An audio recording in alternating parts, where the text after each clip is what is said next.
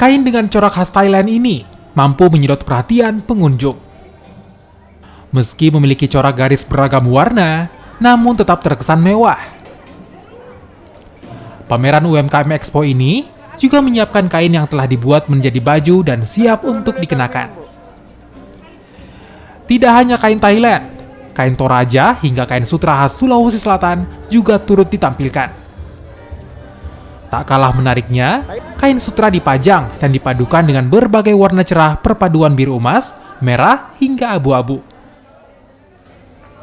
Kalau Toraja punya juga ya bagus Pak, karena memang itu memang sudah khas ya, khas Indonesia dan Toraja.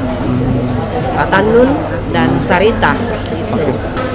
UMKM itu Pak harus ditingkatkan karena itu betul-betul mendukung perekonomian masyarakat, terutama pelaku usaha mikro. Ya. Ini musyawarah nasional yang ke-20 yang berlangsung di Makassar, yang mengalami penundaan 2 tahun. Dari tahun 20 baru dapat kami laksanakan di tahun 2022.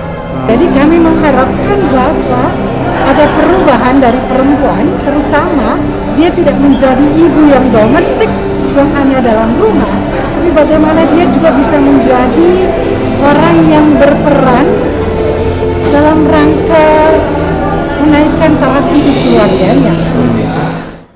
Kain di pameran UMKM Expo ini dijual dari harga Rp250.000 hingga Rp750.000, tergantung model dan coraknya.